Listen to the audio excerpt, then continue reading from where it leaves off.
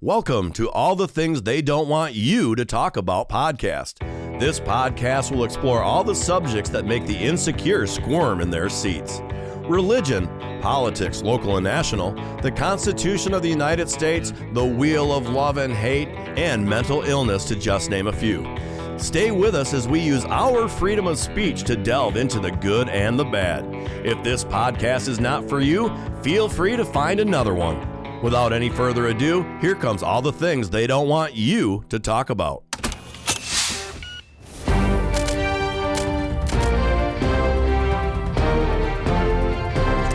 All right, welcome to another episode of All the Things They Don't Want You to Talk About. This one's going to be a little bit in our religion series. And studio panel here in the studio is Scott T. Good day to you, Scott. Good day. Amanda Jones is here in the studio. Good day to you. Good day. And our special guest, who I'm hoping will be doing more of these with us, is Milan Bittenbender. Good morning to you. Good morning, Rob. Thanks for having me. Yeah, absolutely. Well, I kind of being the first in our series that deals with religion, I wanted to talk a little bit about, when we look around the world these days, for me, being a 53-year-old man, I look around and say, this is not the world that I recognize that it's been. There's been so many changes, especially the last 8 years, I would say. And even the last 3.5 have been even faster changes. But, what I see is there's a lot of people that don't care about anybody else anymore. They don't care about the people. We got social media out there that everybody writes whatever they think, whatever thought comes to their head, they think they should write it. And, and I do believe people should have opinions, of course, and it's nice to have a platform where they can bring them out. Mm-hmm.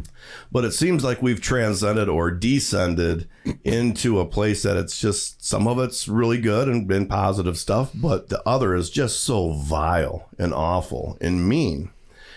And I kind of see that we have are maybe declining in our civilization from where we are. So that's kind of what I wanted to talk about, and especially kind of in whether it's a biblical or a religious or a spiritual kind of way, talk about where you see this being a man that's been in the clergy, a pastor, and someone who's the Bible has been, I don't know how long you have embraced the Bible, how long, but I know you've done it for a long time. So that's what we want to talk about. And to start, I just wanted to ask you what you see. What's your take on our world and morals and the way people treat each other? That's very broad question. How much time do I have? And we've got as much time as we need, almost limitless.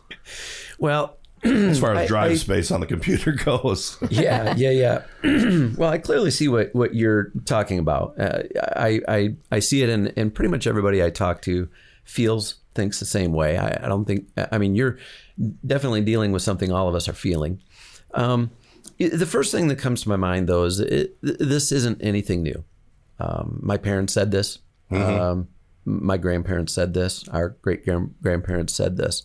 So it is a trajectory of society, and especially a society that doesn't have good, clear boundaries. And, we've gotten to this place where everybody is their own ruler, their own president, part of the whole, everybody's got their own opinions is, hey, I'm just as qualified to be the ruler of this whole deal as anybody else. Right. And so, there was a portion of the Bible in the Judges where it talked about, everybody had their own mind about what was going on. There was no solid leadership. There was no rule. So everybody felt that, they could rule how they saw fit.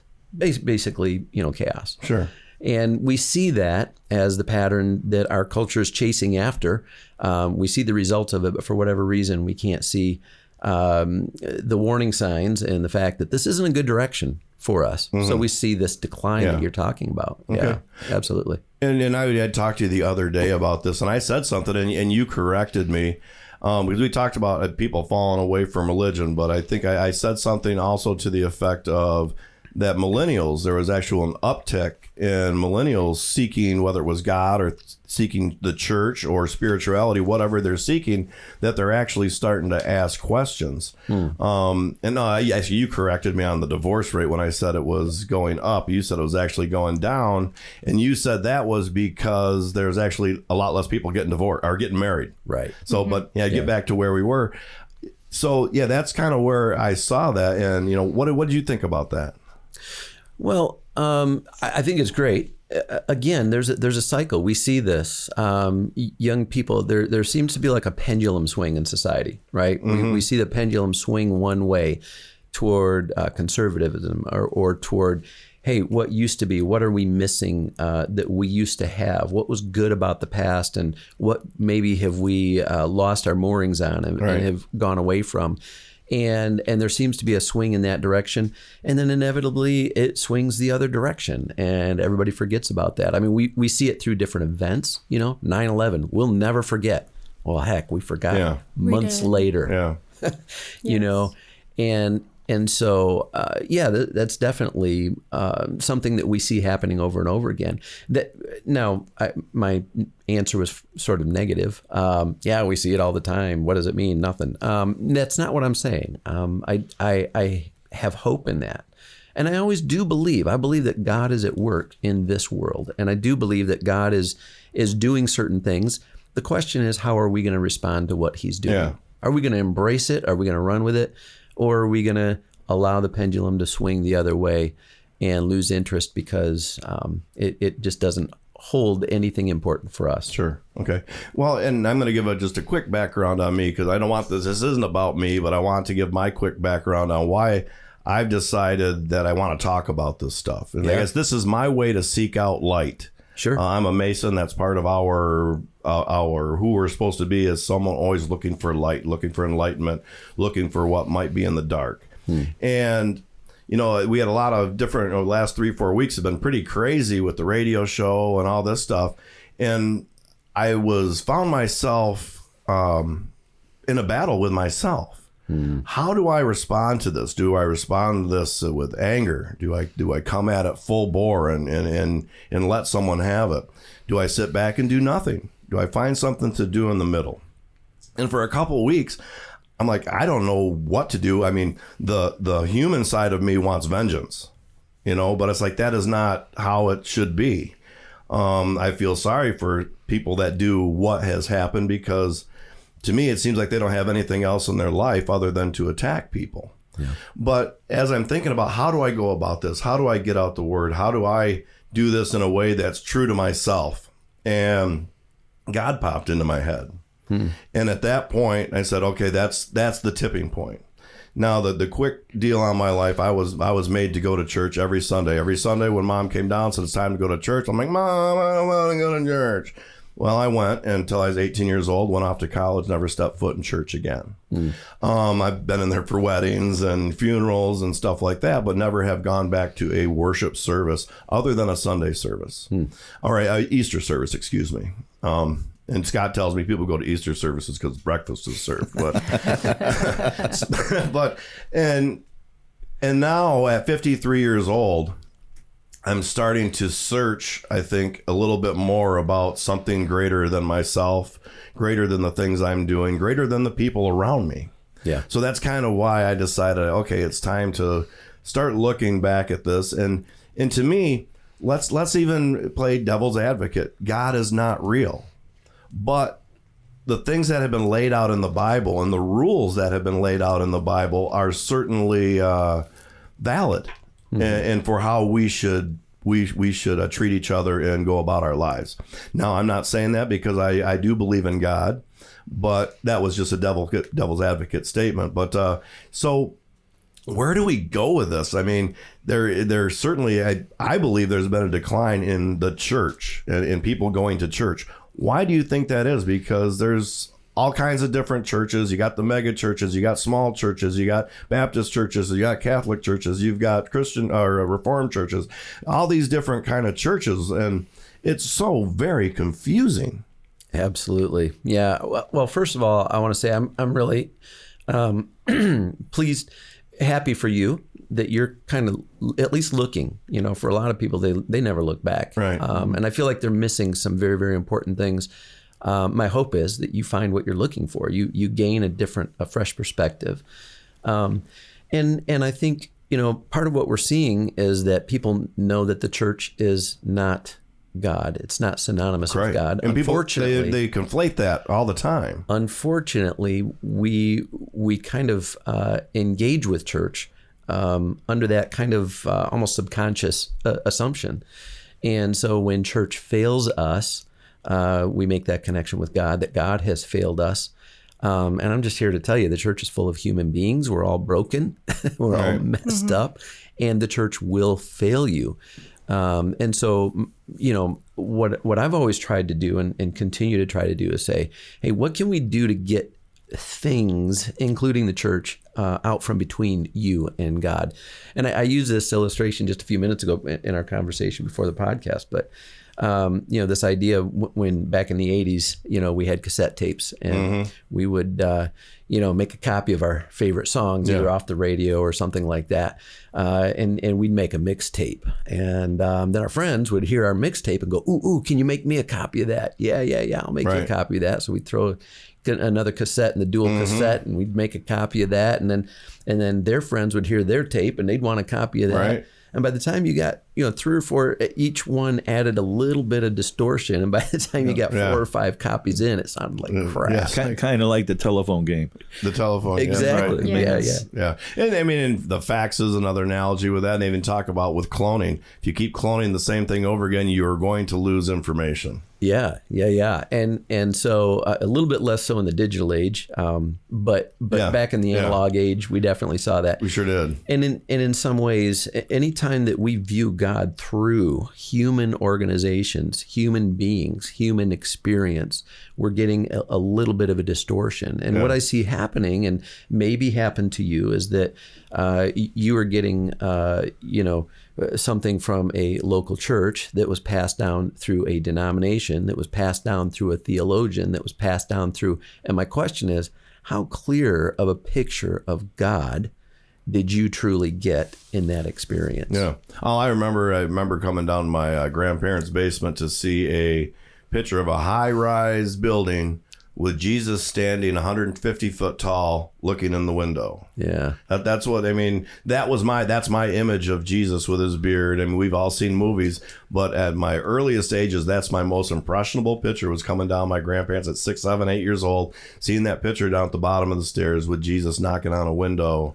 Then he's as tall as the high rise. Yeah, I think that was the NATO.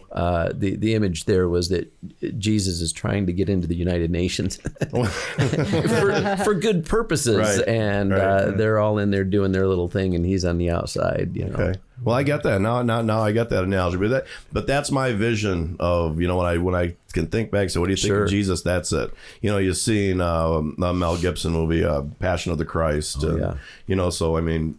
That's always one of those movies that I would always say it's always good to go back and revisit that one. Yeah. Oh, absolutely. It demonstrates the love of God, a love that is filled with both grace and truth. Yeah. And of course, every good movie has to have a good name, and they named that movie perfectly. So, Amanda, Scott, do you have any questions? Go ahead, Scott. Go ahead.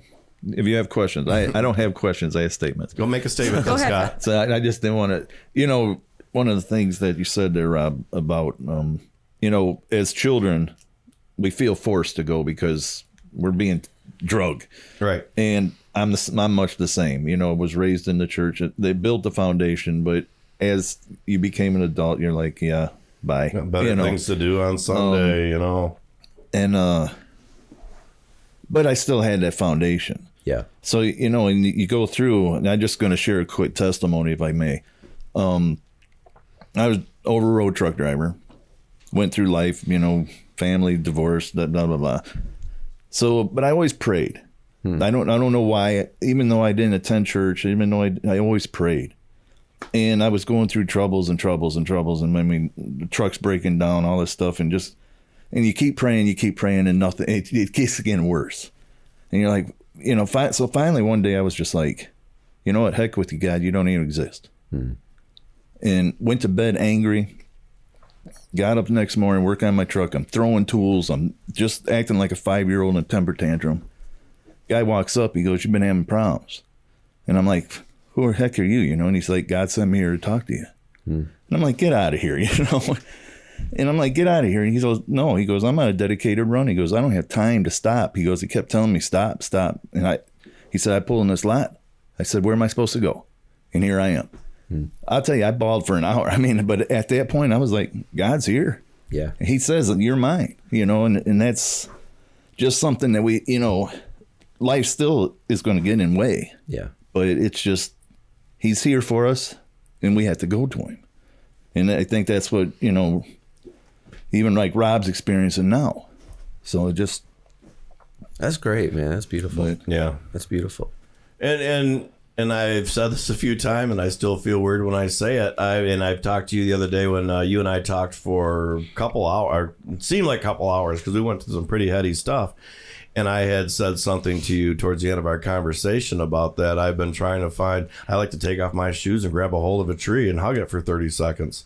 And then you talked to me about the mind, body, the spirit connection to grounding yourself with the earth. And talk a little bit about that because, like I said, I feel really weird saying it, but I've been doing it about 3 weeks and it just kind of, I feel like my attitude is entirely different. Well, it kind of goes back to what we were talking a few minutes ago about the copy of the copy of the copy, or the distance between the original and where we stand now. And we live in a world that's increasingly artificial, more and more artificial all the time. I believe that God created us, according to the Bible, literally formed us from the dust of the ground and breathed into us the breath of life. And, we get this picture of, God huddled over a mound of mud, basically, and giving it CPR, breathing into it the breath of life, the spirit. And it says that, and the man became a living being. Now, fast forward a few thousand years, Right. and we have become incredibly disconnected from that narrative, that spiritual experience, literally the ground that we were taken from. I mean, how many people now know how to even plant a garden and harvest food? Right. The food that we eat is, it's Frankenfood, right? Right. We have processed the heck out of everything. So it's not even really, the Bible tells us that God created the food for us to eat. So here we have the manufacturer putting together the product and then the fuel for the product and saying, man, this is a perfect match. This is going to work out great. And we all go, no, I think we got better ideas. Yeah. Unfortunately, a lot of those ideas are surrounded, by our desire to make money or profit or, whatever. And we end up, and so much of it is driven by this humanistic perspective on life in the world. And humanism is the idea that we don't need God. We are our own gods. So, why would we stay connected to God and what he created? We can do this better ourselves. So the whole artificial thing is all about, we can do better. We can do better. And we continue to be, quote unquote, our own saviors and build our own world. And so I kind of got off on a tangent. Did I answer your question? That happens all the time. Yeah, I don't know. I was just listening. I kind of, back to the humanism versus being your own God type thing. I've been thinking about it for a while now, but like, we're in our own little worlds. We are kind of like our own little God. I have animals and I have to tend to those animals. If I don't tend to the animals, they'll starve or they'll get killed by something around that comes through, a coyote or whatnot. And even down to, oh no, there's a trail of ants running in front of me. Do I smash them or do I just let them be? And I don't know. I just kind of looked at it that way. If they're carpenter ants, you smash them. Don't you? Or those red ants. And that's those are mean and nasty. Yes, they are. And then, but then there's also a philosophical debate there with these are God's creatures. Yeah. But yet they Right. do harm to us in many ways. sometimes. But we're supposed to have like dominion over them and like. I was just going to say, yeah, I'm going to sound like a broken record today because I really believe we have got to return back to Genesis, the beginning of the story. I don't think people will understand until we become broken records and they hear it over and over and over again. Absolutely. Because God wants us to take care of the earth. All these gifts around us we're supposed to take care of. And I don't think a lot of people, like you said, don't even know how to plant a garden. Or even make stuff from scratch, cookies from scratch, or brownies from scratch. It's, I got to get the box. Now just add these ingredients, it's done. Yeah. Well, you can tell, I personally can tell the difference between an item baked by somebody who is loving what they're doing, putting the ingredients in, versus this box was processed and put together on a machine. Here you go. Yeah. And I kind of feel like that's the fuel we're putting in our bodies, the energy that somebody put into even baking a meal. Yeah. And I don't know. Maybe I just got on a little tangent too, but back to what you were saying a minute ago. You know, we get confused about our role again. I think because we don't know the story, right? But if you go back and you read in those early chapters of Genesis, the first couple of chapters of Genesis, God creates Adam and Eve, and He gives them the task of taking dominion over creation and taking care of creation. Right. That's the function that He gave us in the very beginning. Not the man over the woman, but the man with the woman, the two of them together ruling over, taking dominion over creation. Yeah. Now, the unhealthy step that we have taken is, rather than under God being the caretakers or the stewards of this creation, we want to become rulers of in a more godlike sense, right? Yeah. I use this illustration oftentimes of what I envision as Milan land. Okay, that's this. I'm visiting it now too. It's in there. Is there a Ferris wheel in Milan land? A merry-go-round. No, there's each one of us has this vision of our own little kingdom, right? Yeah. And the American dream is what? Build your own little kingdom. Yeah. This space where you reign and rule over the people around you and the circumstances underneath you and the stuff that's put into your hands. And we feel like our job is to create our own little kingdom. And we're even told that that's what the American dream. You can build your own little kingdom and it can look the way you want it. And so, we've taken an unhealthy step from stewards of God's kingdom to builders of our own little kingdoms. And really that's what humanism is all about, right? I can be my own God. The problem is, and this is where, Rob, I think it gets back to the impetus behind this whole conversation is why this decline, why this rolling into chaos? Because when you have 7 billion gods all competing for their own little kingdoms, and all of these kingdoms back up right next to each other and ultimately flow over one another, you get chaos. You do. I feel that. I feel that very much in society today. Yeah. And a lot of people lost. Yeah. And not knowing things. And I walked away from religion about 8 years ago, grew up Mormon, did the whole thing. Wednesdays, Sundays, early morning seminaries every single day. And when I first went into the military, I was played it on, like, I'm never going to church again, but I still went. And it wasn't until my early 30s that I stepped away. And a lot of it had to do with, maybe more political, social issues and just being very confused on things because I have compassion in my heart and I felt that I needed to give others compassion too. And I felt, but now that I'm stepping back and looking at the way my life was, I'm so happy that I was raised the way I was. Yeah. I learned to be self-sufficient. I learned to not rely on the government. I learned to grow my own food. I learned for food prepping, food storage, 72-hour kits. I've learned what the end of days was, and I didn't realize it until now at 40. And I'm grateful for it. And I don't know, just even hearing Scott, it reminds me of the stories my dad tells on when he's on the road, and stuff like that happens all the time. And I don't know, like I don't want to get emotional. So yeah, Well, but when we're I talking feel about religion and God, I guess that's probably one of those places where you should get emotional. I know, but I think it's just looking back at like, where did it all come apart. Why did I step away? Why did I really step away? And I have brought my scriptures with me today, and it's the first time I've opened this in a long time. And it brings back a lot, because when I went to church, I had my family. And after I left church, I lost my family. And I don't know why. And it still hurts. I don't understand, but I do at the same time. So, sorry. It's all right. No, that's See, we asked for emotion and we got some. there you go. That's right. Hey, if we can't get emotional about it, and I think that's one of the big problems, is that even Christianity or whatever religious system we're a part of has become so corporatized, right? Yeah. That we've tried to disconnect it from the soul or from our heart. Yeah. Right. And one of the first things when I opened it up, I saw my tithing receipts, tithes and offering receipts, and the Latter-day Saint religion, they don't order it, but it's highly recommended you pay 10% of your gross income type of thing. And it helped. It really made us struggle. We struggled a lot. Sure. But at the same time, we were very, very blessed. And I look back and I still don't know if it was right to pay tithes, because, the Mormon religion is one of the top 4 richest religions. They don't need any more money.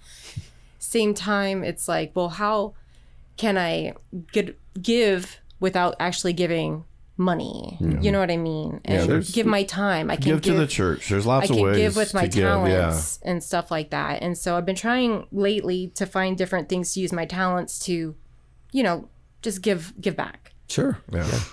Yeah, I try the same way. I'm half Dutch. Giving up the money is real hard. And I don't and I don't believe that I am greedy at all. I try to make what I need to make my business go and to feed myself and to be able to help those around me when they need it. So I'm not trying to get rich doing anything. So I guess that's where I kind of, it's hard to give up that money. Sure. But, and you got to think about other ways to give to the church, and one of the nice things, churches have pantries, they have food pantries, they have all kinds of different things. And there are certainly ways that you can, and not only will that make you feel good about you doing something, you'll connect with other people who always have the same, likewise, they feel the same way. They're out there because it makes them feel good to help other people. It's not just because, oh, look at me, I'm a helper. Every once in a while, you might see someone like that say, yeah, I think that guy does it just so he can tell people that he helps. But then you see everybody else and you know that they're there because they really want to help. Yeah. Well, it all comes back to mindset. How do we view ourselves? How do we view God? How do we view those around us? And, the scriptures teach us that we are a steward of everything that's entrusted, not just our money, like you said. Our gifts and abilities, our time, our energy, our relationships, our resources, the things anything that's put into our hands is not for me to build Milan land, my own kingdom for my own glory, but it's intended for me to be a good steward, a caretaker of this world, not just the planet, terra firma, but the world that God has created, the people in it, the systems that make it up. Yeah.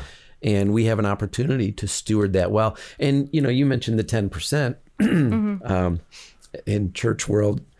Excuse me. In church world, we often refer to the tithe and stewardship always in financial terms, and that you're supposed to give so much. But the truth is that as a steward, I recognize that none of this is mine. The 100%. I, out of faith, give 10%, but even the rest of the 90% isn't mine. It's just in my hands, and I have an opportunity to steward it well. Yeah. Okay. I guess getting back to maybe this decline that we feel in America, maybe it's the whole world. I'm not a whole worldly guy. I can really tell you the decline I see is right here in Southwest Michigan. I mean, I've been around almost every state. I've been almost in every province in Canada. But at the same time, this is where I see it. This is where I'm at all the time. This is where I notice everything. And if there is a true decline in not necessarily religion or people going to the church, is it the church that's causing some of this? Because let's look at mega churches. A few years ago, I was searching and I went to a couple of mega churches, different ones, in one in Granville, one in Grand Rapids. And And as I was in there, I'm like, wow, this is amazing. Look how big this is. Look at all these people. But they're dancing, they're singing, there's music, and it's Christian music, but it's a rock show. Yeah. It's a rock concert is what it was. Then the pastor would come in and talk 20 minutes and do his thing. Then it's a show again. It, to me, seemed such a big show. And then after we got done, we went to the church's restaurant and had omelets and ate. And I didn't see anybody, other families, all together. It was just your own family together. It wasn't like fellowship or anything. Mm-hmm. And then, make sure you head over to the bookstore before you leave. And after you go to the bookstore, we had a whole bunch of other a gift store where you can get products and all that stuff. And I'm like, wow, this is not church, this is a business, this is a corporation, this is right. And it's a money-making entity. And yes, I realize that the church has to bring in money to pay their bills, to pay their property taxes, to pay everything that they need to. But then you look, and you need some money to actually go out and you have to go out and minister and leave the church. But then there's a point where it's like, wow, this is just too much. Yeah. I went to one of those in Dallas. Same thing when I came out of the main room there, I guess. Mm-hmm. They had little tables set up where they were selling us. And it reminded me of the story of when Jesus went in the temple and they were selling and he uprooted all the tables and stuff. And I was like, oh my, that's exactly the story it reminded me of. I said, this is what it's become. Do you know why Jesus was so upset? A lot of people aren't, they see that story and then go, yeah, Jesus got angry too. And that's kind of the moral of the story. Mm-hmm. But really what was happening there is all of the money changers and that they were allowed to set up their market. Now, it started out with good intentions. So people would come from all over the nation to Israel to worship at the temple. And they would come, and part of their worship was making sacrifices. Well, there would be families who didn't necessarily have the sheep or the doves or the whatever they needed for their family sacrifice, so they had to buy something. So they would bring whatever their grain or their money or their whatever, and they needed to be able to buy a lamb for their sacrifice or whatever. And so it started out, in this kind of innocent way as a place to provide for the people that were coming to make their sacrifices.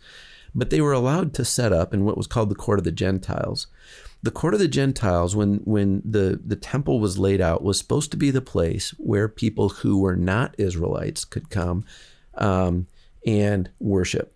It was a place where they could come and view what was happening in the worship of the one true God. And what happened over time was that the whole economic opportunity of buying and selling, I've got sheep, but I also sell pottery. And then, somebody else comes in and they want to compete. And before long, it was a massive flea market. Mm-hmm. And where the Gentiles, the people that were not of Jewish descent, could come and worship and pray and observe the worship of God and be a part of it, that space was filled with this noisy. I mean, imagine, being in Shipshawana and trying to worship God in the midst of all of that chaos, right? And so the people of God, and it's very clear in the Old Testament that God blessed the nation of Israel to be a blessing to the rest of the world. In other words, they weren't supposed to keep God's favor all for themselves. Again, they were supposed to be stewards of God's favor. So God would bless them, and then from that, people would come to Israel, come to Jerusalem, and they would worship God, and they would meet the one true God there. And so he was supposed, through that, to be a blessing to the rest of the world. Well, those Gentiles would come in, and all they saw was a flea market. They never met God there. And so when Jesus, saw that, he was like, you were blessed to be a blessing, and now you've basically turned off. So back to what you were saying, Rob. Unfortunately, a lot of times that's what happens in these churches, right? Now we've got this big space between God and an actual encounter with the living God because of all of these different things. Mm-hmm. And it starts out innocently. I mean, I've been wrapped up in it. I can't point a finger at anybody else. As a leader in the church, there were times when I would think, oh, people would really like this. People would enjoy this. This might help attract people, or whatever. You have to market to be a church and attract people to your church. It's a slippery slope. There's this weird cycle. A lot of it has to do with the culture that we live in. And the culture demands you have to please me, otherwise you have nothing for me, right? Yeah. And unfortunately in church world, we get wrapped up in that a little bit. Okay, well, we'll please you just a little bit. We'll offer you the scrambled eggs or the books that you like or the music that you like, the experience that you like, right? Come, we're cool. Right. We're good. You can hang with us and you can enjoy your experience with us. And then too often times it starts out innocently, but grows into something that really becomes this barrier between the people who are coming in and a genuine, real encounter with the living God. Yeah. And now, what would you think when we talk about a decline of religion or God, philosophy to it, whatever it may be? What would you think is the number one reason for that? Oh boy, it's hard to put a finger on the number one reason, but I think we've been talking about one of the huge reasons is because people come into the church and they don't meet God. Right. They see an organization, and if they don't have that genuine encounter with the living God, they go home, they think, oh, that's what Christianity is? Okay, well, that's cool. I'll hang with that for a while. But somewhere down the line, that experience is going to turn out badly. Yeah. They're gonna run into somebody who treats them bad. Yeah. They're gonna have somebody's gonna gossip about them. And then the church, which was their focal point, will fail them. And in that, then, like I said, they associate that with God himself, and then they throw the whole thing away. Yeah. And let me share another little story growing up. I'm not going to... I grew up going to Hope Church here in South Haven, and it was a great place, a lot of great people. Mm-hmm. My father never went to church, and a couple times he did, I remember, and I asked, well, why don't you go anymore? And he was always kind of more about the people that are there. Yeah. And I'm like, the people there, they're all good people. They're, here to worship God and they believe in God. How can that be a bad thing? Well, what he would say to me was, well, we go to church, we do the church service and then go down and have fellowship afterwards.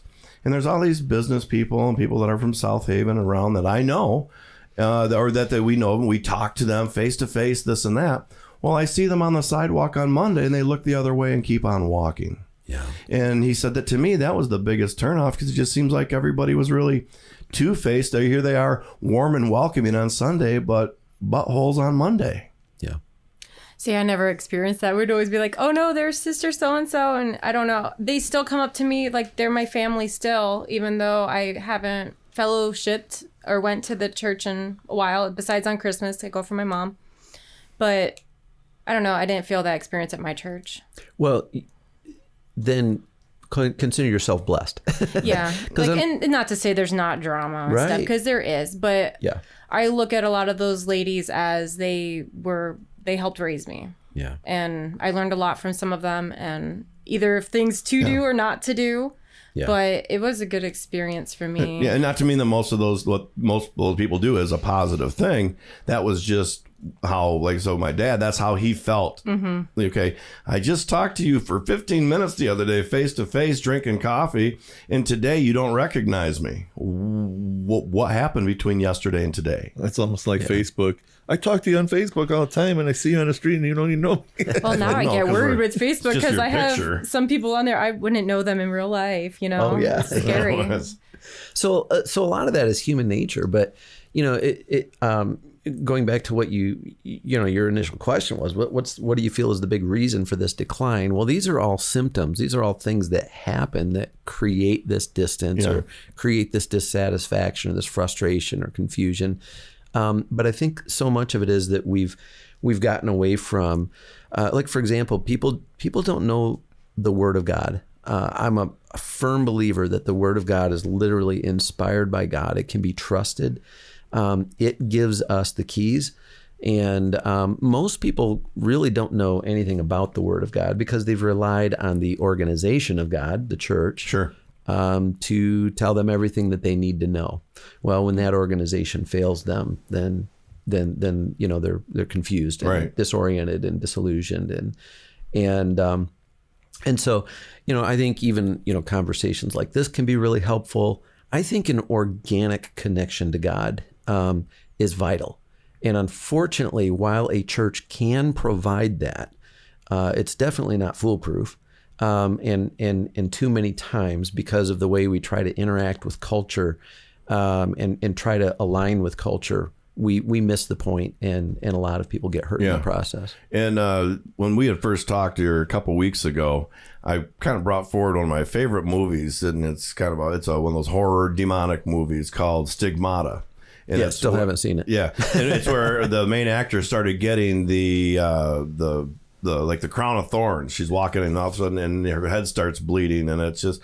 But what the whole movie, the real premise when it gets to the end was about, it was what the church was hiding to protect itself, to be able to keep making money, when really the whole premise of the show was God's message to us was, and I won't quote it right, was, and I think it was, we looked at the Bible, whether that was a piece, split a piece of wood, I'll be there. Turn over a stone and you will find me. Mm-hmm. That goes entirely against what the church is. The church is, here's our building. This is where you'll find God, where God is all around us every day, all the time. Yeah, one of the problems that we run into as a church organization, and I was in the middle of it, so I know, is you end up you create something that has to be sustained. Yeah, and in all of these big mega churches where we see these leaders failing and falling, too oftentimes the story is that what had happened was brought to the elders decades before, and nothing was done. And the reason is because when you have an organization with people's livelihoods tied to the income that they get from it, and thousands of people depending on this thing, and this, there's money and there's power and there's all of these things involved, then all of a sudden we have to make decisions for the equity of the organization, and we have to cut corners. Mm-hmm. And that's the real danger of it becomes about the organization and not God anymore. Yeah, and it's always subtle, but this shift begins to take place. And is that the devil, or is that just human nature? Yes, and yes. I mean, it's all of that. Absolutely. Yeah. Because and even let's even one more time say, let's take God out of it. Do you believe in good and evil in this world, even if it wasn't a spiritual thing? I do. I think there's very evil things happening in this world, and certainly very good things happening in this world. So without religion, good and evil is still there. But with religion, it actually ties it all together a bit nicely. Let me challenge your thought on that. Please. I think religion is the problem. It's faith that ties it all together. And faith has to be grounded in a belief and a trust in something important.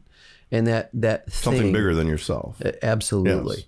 So what religion tries to do, and has always tried to do, is make sense of the thing that we're believing in, right? Mm-hmm. And every religion has its thing. So religion is a systematized or organized way of incorporating that into life. Okay. That's the first copy of the copy, sure. Right? Mm-hmm. And so that's where it begins to be distorted. We have to do a better job. If we've got to help people connect with God, we've got to get out. How do we do that? Way. How does that happen? We've got to direct people back to the scriptures. We've got to invite people to put their trust. And this is my opinion, but I live by it, right. Rob. I believe we have to help people. To me, that's what makes a man, Milan, is if you whatever your convictions are, you live by them. Yeah. It's not today, it's my conviction, and tomorrow because I want to do something different, it's a different conviction. Yeah. I mean, I almost had a perfect example. It wasn't all that long ago. I prayed and then turned around within minutes and did the same thing that I just prayed and asked for forgiveness for. Welcome to the human race. Yes, thank you. Yeah. But it's about being tethered into something that is, it's like putting a foundation on bedrock, right? The only bedrock I've found, spiritual bedrock, is Jesus Christ himself. That's if we look at the claims of Jesus Christ, and those claims we are backed up by a story there's tremendous evidence for, that this person claimed to be God. He lived in a way that convinced us that he was God. He could perform miracles. Yeah. He loved. He showed us what it meant to be human, and yet a human under God as his creation, loved and adored by God. And then to die by human hands. By choice. Yeah. By choice, die by human hands, it's by choice. That is really, really important, because absolutely. If he is as all powerful as the Bible says, all he had to do was wave his hands and everybody would drop dead around him. Yeah. Philippians chapter 2 tells us that Jesus intentionally gave up the qualities of his divine nature, his power, his ability to, cause everybody to drop dead, in order to become a servant. And you think about a God who owns creation, the universe, being willing to lay down his life for a rebellious creation. You can't make that up. Yeah. For something that is so flawed. Yeah. That, to me, the way things are, the cards are stacked against us. Yeah. And when I see what I see today, it seems like, especially when you look at media, there's so much more evil you see on the media than good. They're not reporting on good. Right. Does it happen? Yes. But when you live in the media bubble, which most of us do because we like our TVs, everything needs to be, our problems need to be satisfied in a half hour or an hour. We live in this culture that's give it to me, get it to me now. In religion and God is a long game. Yeah. Well, the media is trying to do exactly what I described the church is trying to do, right? We want to we want to please you. We want your attention. We want your money. We want your, whatever. Eyeballs equals money. And so as long as we're playing that game, we're screwing it up, right? What we need to do is we need to introduce people to the God who genuinely loves them. The Bible tells us that Jesus came full of grace and truth. Those two things are completely inseparable. And what we find is people that want to focus just on the grace. God loves us no matter what. And so, I sin and I do these things I probably shouldn't do. And my guilty conscience is telling me this. But God loves me enough. And surely a good God wouldn't send anybody to hell. Sure.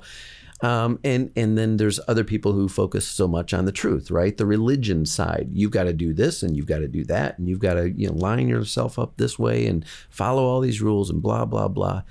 And what we find in Jesus Christ is the perfect blend of grace and truth. There is a truth that we have to live by. You asked about the decline in morals and all of that. That is all of us trying to make up our own. And man, we can go back to the Garden of Eden and what happened there, and we probably should at some point.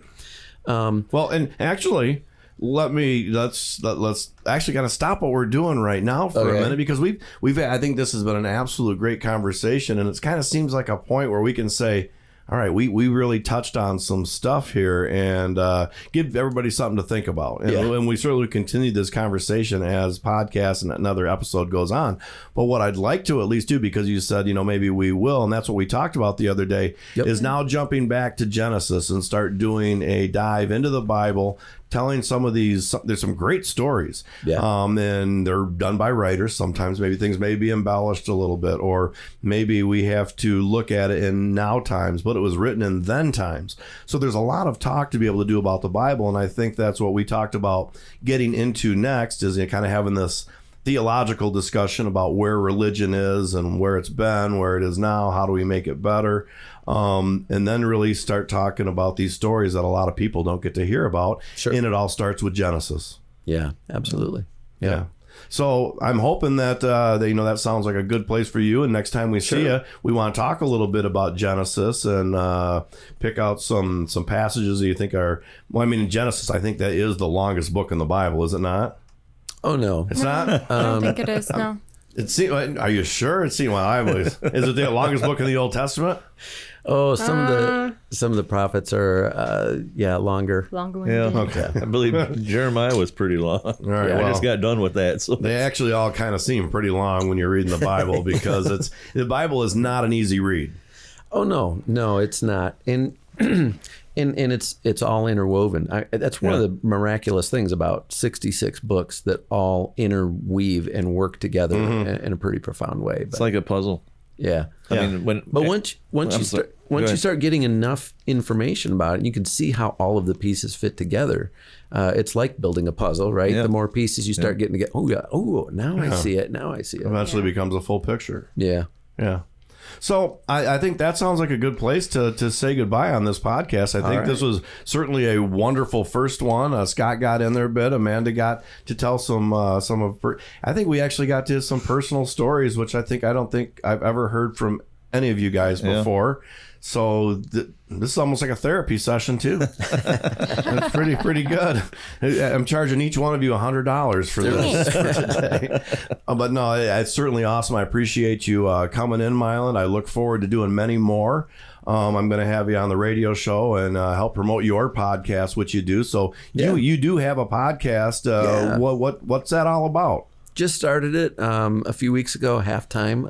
It's navigating the challenges and joys of midlife. And there's one of the things that I found is what are the joys? Did you come up with one? Other than harder, when your feet hit the floor first time after sleep, oh boy. Well, that's part of the midlife quote unquote crisis, is that we get to a place in life where we get a little bit jaded on all the stuff that's happened over the years. Let me get my back straight before I start walking. Hey now. But yeah, it's just it's a podcast with guests who are just sharing their story, their experiences. Some of them in midlife and what they're dealing with, that we can all learn from their experiences. Others that have gone through midlife and can look back and say, "This is what has shaped my third and fourth quarters of life." Now, what I do have to ask about midlife is this: when is that?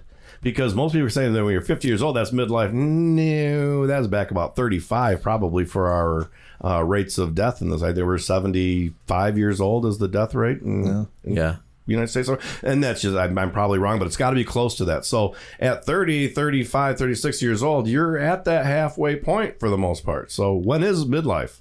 Well, I've come to, and I mean, maybe this is just me, but I've come to see our adult life as two halves. Okay. So up until about 20 years old, we're still figuring out who we are, kind of coming of age. I'm still trying to figure it out. Yeah. but we kind of set out on our own journey at 18, 20 years old, whatever. And then, and kind of, that's kind of the beginning of our story. Everything before that was our family's story. And so I'd say halfway through our mid adult years. But the other caveat is that it's not really about numbers. It's about a stage of life that kind of comes in the middle of, the first half of your adult years are full of energy, up and to the right, moving forward, accomplishing, building, trying to, and then we seem to hit this place, usually between 40 and 60, where, like I said, all of a sudden, life is not what we thought it was. And whether it be our health, whether it be our career, whether it be our marriage or our family relationships, all of a sudden we start to go, wait a minute.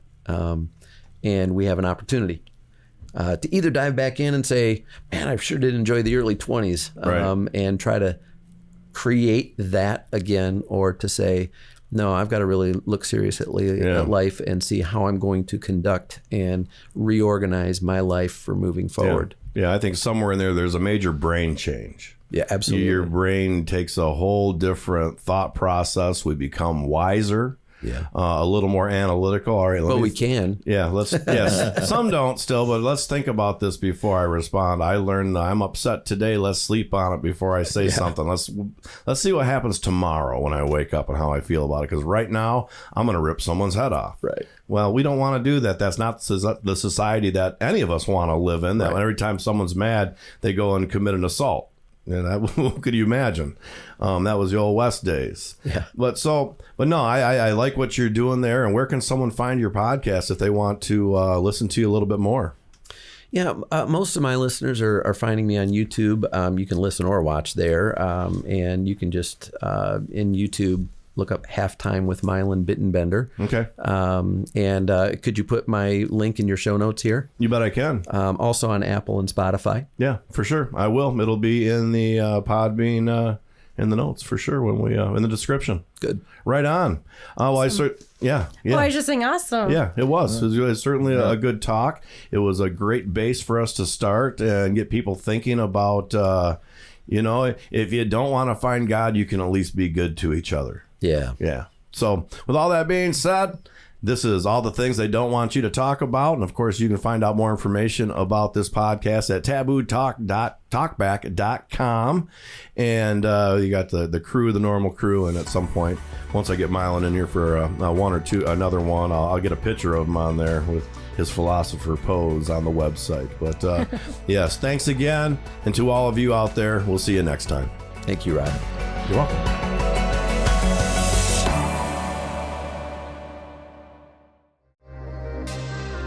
All the Things They Don't Want You to Talk About podcast is part of the Rob Byrd Moondog Podcast Network.